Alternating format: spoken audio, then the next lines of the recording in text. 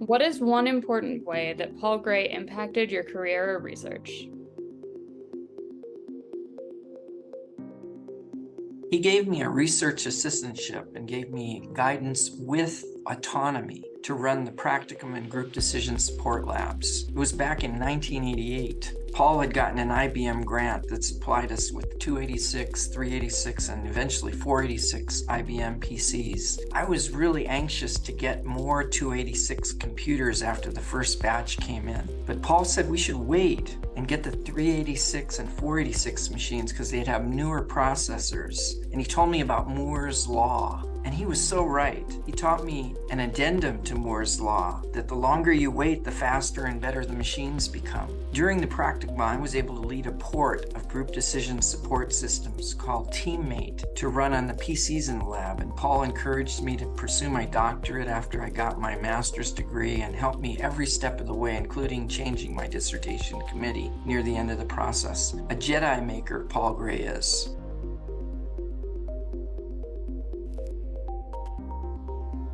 Since choice is one, I think the most important is that he enabled, demonstrated, pushed me to think outside the box.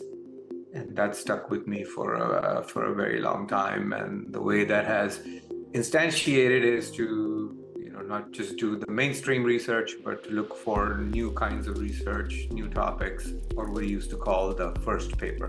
So the Paul Gray Museum has one important computer in it, which is Xerox PARC. And I remember Paul Gray showing me the Xerox PARC. And that's when it all became clear to me about the history and future of computing, how one invention could have such a humongous impact on humanity, not just business. In 1973, I had just come to the University of Southern California as its first and possibly only director of interdisciplinary research. And I was intent on starting a research program looking at the interrelations between telecommunications and transportation. And my focus was trying to get commuter transportation down by getting the workers to work at home. So I looked around and found in the business school a guy named Paul Gray. He instantly caught on to what I was trying to do and helped me find a company to work with to test this all out with. Got a graduate student, Dave Lopez, to help me out, help throughout the entire project, give good advice, and help make it a success.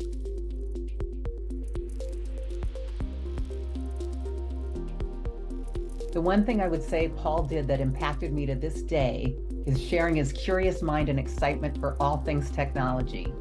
This went far beyond how things worked. Paul was very forward-thinking and could see the future a little bit, making us understand why we cared about an innovation and what the promise and maybe the fallout might be from it.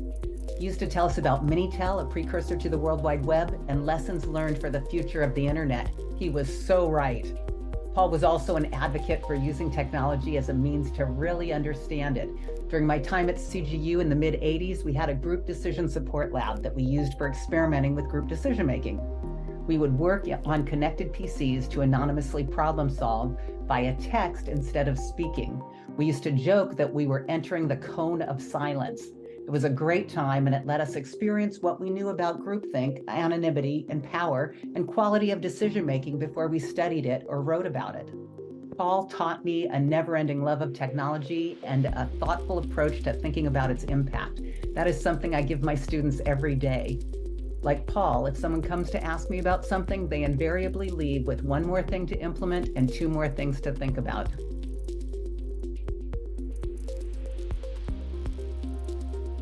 My first sabbatical in Claremont was in 1984, 5 years after the completion of my doctoral studies. My background in mathematics and information economics led me to focus my research on quantitative models, deliberating in how to assess the value of information. Some colleagues told me that in order to advance my career, I should switch to a more behavioral and organizational areas of information systems. I consulted with Paul, and he said that I should pursue the areas of my forte, that is, namely, continue along the track of information economics. Moreover, he suggested that I will offer a course in information economics to master and doctoral students in the program. So I did.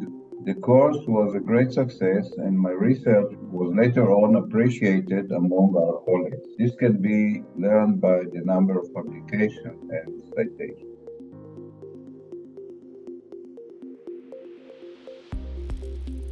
Paul Gray had a terrific impact on my scholarly work. And I would say that the most important contribution Paul made to my research and scholarship is that we collaborated on writing 2 books together. The second book was a second edition with a lot of new material of the first book. And over the years, I've collaborated with many people. And I can say without hesitation, Paul was the best collaborator I had. We worked together like a well-synchronized team. And we really didn't plan to write a book. Over lunch one day, he asked what I had been doing, and I told him about something I had been writing, which included advice for new professors. He had just finished giving a speech to a group of new professors about what the academic world is like. And we decided to combine some of our ideas into a memo of about 15 hints for future faculty members. Over the years, when we would meet for lunch, we'd maybe add a hint or two. And then after a long time, it occurred to us, maybe if we added a little bit to this, we might have a book. We contacted a publisher. The publisher was interested. The book is called What They Didn't Teach You in Graduate School. And it's practical hints about how to succeed as a graduate student and in an academic career. It's received rave reviews. It's sold very well. We actually felt that there needs to be a book like this in almost every profession.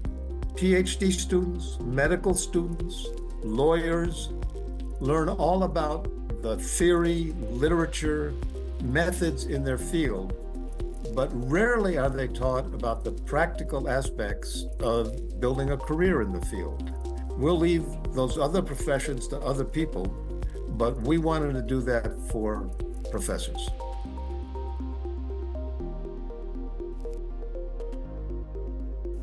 Well, I would say that Paul brought a certain level of sophistication to everything that was going on. He was a superb editor. I would give him things to review, and they would be covered in red. Paul did this for almost 50 years for me, and it was really helpful. And the other thing, he had a good perspective on research and from the technical aspects. Everybody really paid attention when Paul said something. And one of the things that he did was wrote this book that I used in my course, What They Didn't Teach You in Graduate School.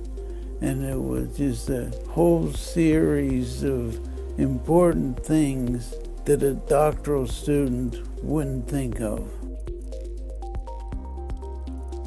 Do you have any personal stories or outside of work stories that you would like to talk about with you and Paul? I guess the big story is there's in the information systems area, they give an award. It's called the Leo Award for the first computers. And I've always thought it strange. They usually give one per year, and they gave it to Paul and myself because I think they couldn't decide on the committee which one to give it to. And so we had a good time in Barcelona, Spain, celebrating that decision.